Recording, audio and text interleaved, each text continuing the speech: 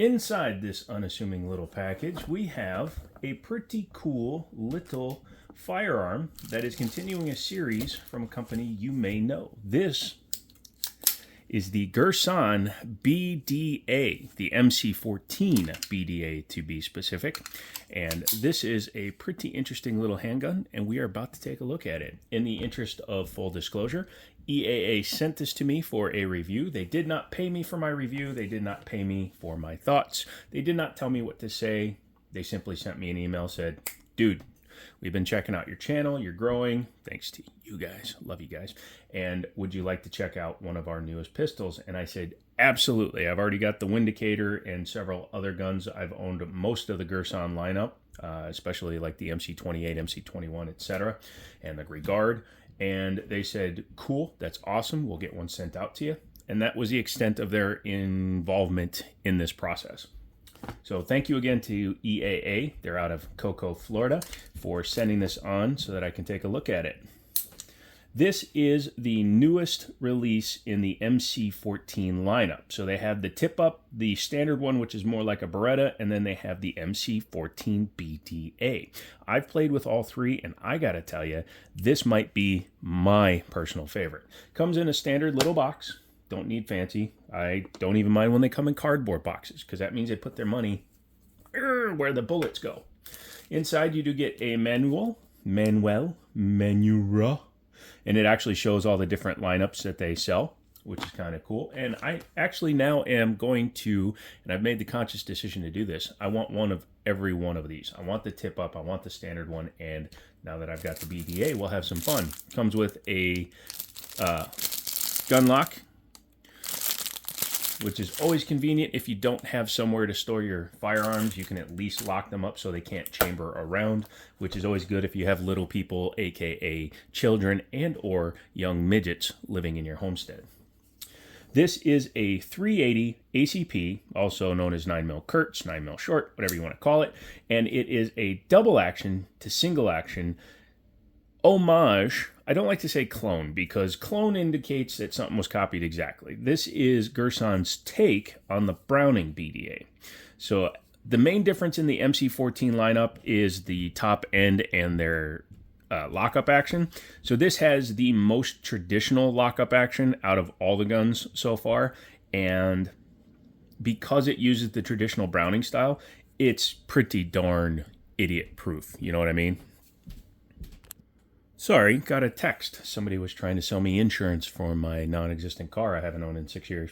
But it comes with one magazine. This is a double stack firearm, so it carries 13 plus 1 in the gun, which is pretty good capacity. And with 100 grain full metal jackets or even 100 grain jacketed hollow points, you are not unarmed. 380 is probably the smallest that I personally recommend for carry, just because 380 packs a hell of a punch, especially when you hit them in the right spot. So 380 is about where I would stop. This particular model is the two-tone. It also is the alloy frame, so it has an aluminum chassis with a steel slide, has a very smooth slide. Sorry, it's a little slick from oil and all that good stuff. Very nice finish on it. These grips are actually G10, which I like. Has a nice thumb cut for the mag release. Drop-free mags, all that good stuff. Has the extension on it.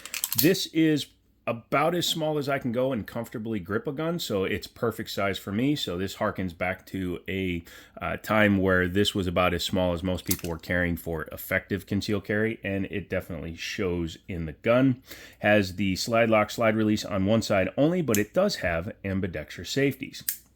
I've seen a few other reviewers talk about the fact that even though it is double action to single action, the one thing that they're missing is the decocker, because if you look at this gun, it has more of a 1911 style safety, which is honestly what I prefer. If you know me, you know this channel, you know that we are 1911 CZ75 lovers, guns like that. So to have this style where it's just simply a safety that you sweep down is my preferred style. So I'm not complaining about that. If you have to decock it, just do the old super careful point in a safe direction. Make sure that there's nobody on the other side of the wall and do that. And then you are capable of putting it on safe, which then defeats the trigger. And then just like any other double action, sweep it off and go to work. Or you be like me Eliminate an entire step and give yourself a super light trigger. Cock it, lock it, stick it in your pocket. And then once you're ready to go, you pull it out, sweep down very easily, and pull the trigger. Let's talk about that trigger pull. Double action. Pretty smooth, comes through. It's about 10.25 pounds on this one. I use a Chinese Lyman style gauge. I got to get an actual Lyman gauge. But it comes in at just about 10.25 pounds on average. But it's super smooth. You can see there's no, when I'm pulling it through, even when I go slow, it doesn't like jitter as I go slow. It just pulls straight through. And that's what you want. You want a double action that's very consistent, and it's the exact same every time. So no matter what I do, it feels exactly the same. There's no false reset, no staging, none of that junk that you don't want in a trigger. If you want that, get a striker fired. Just kidding. In single action mode, you can see the trigger starts way farther back, and it has a little bit of take up, which it should, and then you're just right there. There's your wall and brakes. This one breaks at 4.8 pounds, so a little bit under 5 pounds, but a very consistent and again very nice, with a reset right out to where the end of the travel is. So very good. You could learn to ride the reset, or ride the reset, not ride the reset. It's a rhinestone reset. No, this is actually, for me, I like this because I can just slap the heck out of the trigger too, but it also has this longer trigger guard, so I can actually do my Slappy the Squirrel impression when I shoot fast, and that's a personal problem for me. I do have some health problem. External manual extractor, there's your roll pin for it. 3-dot sights on this particular one. They are dovetailed in. I'm not 100% sure if like the Browning night sights would interchange, but this model should become popular enough that you're going to see some aftermarkets. 3-dot front and rear.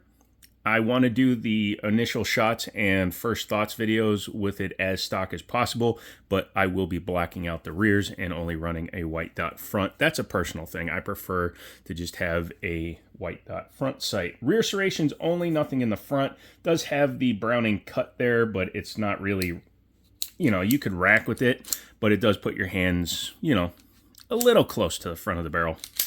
The coating on this is actually really nice. I was at the range with Sam. We put about 100 rounds through this. Never had a single hiccup, TLDR.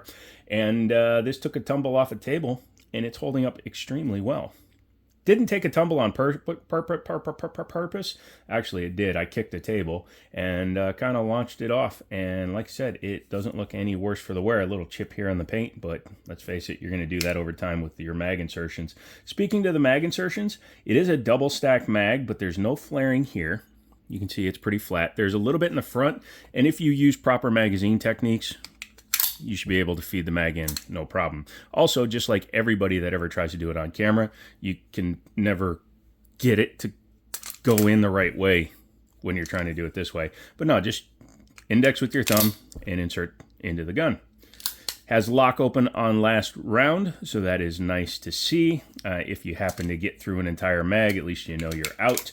The one detriment I'm going to give, or the 1 point I'm taking away, is they only give you one mag. The good news is this interchanges with every single MC14 double stack model they make, as well, in 380, duh, but as well as the Beretta 85 and the Browning BDA mags also interchange with their models, which is one thing that I really want to take a quick second and commend Girsan for. So gun design is extremely difficult. So when a company can find a design that works, and then they can make it for a reasonable price and match the quality, that is something I actually very much approve of. Because this is a, $400 and something gun, where the Browning BDA is nearly double in some cases, especially if you get a two-tone model with some upgrades on it. You wind up spending in this $600 to $800 range for the Browning model. You don't have to. Girsan is so good at what they do, and EA by association, that unless you're a collector specifically looking for the name on the slide, I would always recommend checking out Girsan or any other company that can do it this accurately. EAA also works with other companies, so don't just take my word for Girsan. But I really like it. The slide lock slide release, as you see, is really easy to drop. I'm not going to meow. It's not a 1911 Mossad. You know what I'm talking about. You can decock it with one hand if you need to. cock it with one finger, which is nice. I have decent size hands. I don't have calorie enhanced hands. I'm not a Kentucky Fried Champion. I'm not one of those guys that supersizes every meal just because you want to. So I don't get any problem with hammer bite. As you can see, they rounded off the hammer so it doesn't extend past the tang on the back. I'm not going to call it a beaver tail. It doesn't sweep up, but it doesn't go past the tang. So unless you happen to have enough meat getting up in there, you're not getting hammer bite from this gun. I experienced no slide bite, which is the one thing I was kind of thinking might happen. But because of the way the gun is designed with this manual safety on the side, I was able to just rest my finger up here, get my 1911 grip basically. Yeah, it does put your thumb very close to the end, but let's face it, mechanically, unless you're past the end, you don't have to worry. So yeah, 100 rounds in, it's a little bit dirty, but that's fine because that moves us into the next segment, which is disassembly. Make sure your gun is clear, which is always a good priority. And then very simply, go over here. You'll see there's a little button there. Stands proud on the side, and on this side you have a little twist down, very much like the Beretta style, and then you just do that. Very easy, very simple. Make sure the mag is out, otherwise it'll stick on there. Non-captive guide rod, but it's not overly sprung, which was surprising because the recoil impulse on this gun, very nice. I expected it to be a little bit snappy. 380 tends to be a little bit snappy, and that's not saying anything about this gun or any gun, just 380 in general tends to be a little bit snappy because of the weight and size of guns that fire them. But yeah, simple guide rod, full length-ish, if you want to call it full length, and then it has the spring. Make sure you always watch, because a lot of times one end is a little bit looser than the other, so you want to make sure that you return the spring back the way it was. It can just aid in not binding. Taking the barrel out is super easy. You just push it forward and boom, lock it back. Now, one thing you're going to notice is this gun has no locking lugs on top of the slide or the barrel because this is blowback. For blowback, you don't need it to lock up. That actually is pretty cool. It's amazing, especially when, like I said, when you have a spring that is not diminutive, but not overly built. So it's not like a new modern triple spring, quadruple spring, 18 springs nested inside of a brick building covered in springs. But this thing actually, like I said, very comfortable recoil. Very good rifling, very deep rifling. You can see in there, it's still got some powder in there. I've got to clean it. 100 rounds though, and it's maintained very, very decent amount of cleanliness. And I was using some cheap ammo. For those of you that are always concerned, yes, it does have a firing pin block, aka drop safety. It's a good thing, I believe, especially with the level of shooters that are coming up nowadays. We're having a lot more inexperienced shooters hitting the market. Inside here, very basic setup. It looks very 1911 Browning-ish because it basically is. So you got your firing pin block there, and when you pull the trigger, you can see it elevates it, which then allows the gun to fire. It does have a trigger bar, kind of like a Beretta on the side. It's partially shrouded, which is kind of interesting. And then you have your ambi safeties on the back. And like I said, the safeties defeat the trigger completely, so the trigger becomes non-effective. You can actually see when you do that, there's a piece of metal down there that moves. So it's a physical block of the trigger. So even if you yeet this thing down range, it's going to hold up. I like that. Very nice. Front serrations, I do prefer to see them going horizontal versus vertical. Vertical doesn't help as much when you're doing this. It helps more when you're going side to side, and you should have a proper grip anyways.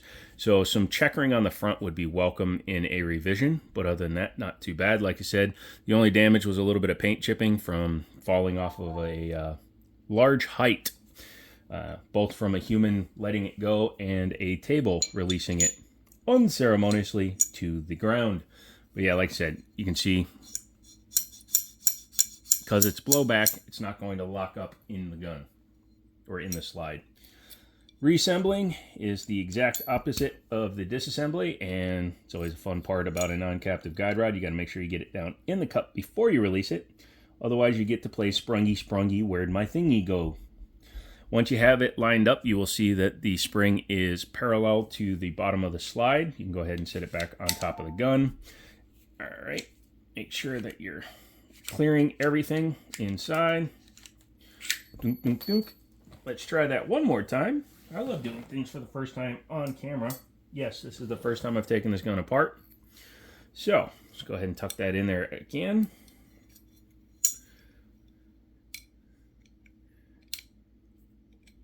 And Girsan, I do apologize. It's not your gun, it's my nerves. A likely story, a very likely story. It is, governor. And then just make sure that your takedown lever is in the right position. Come back up and make sure that's centered in there. There we go.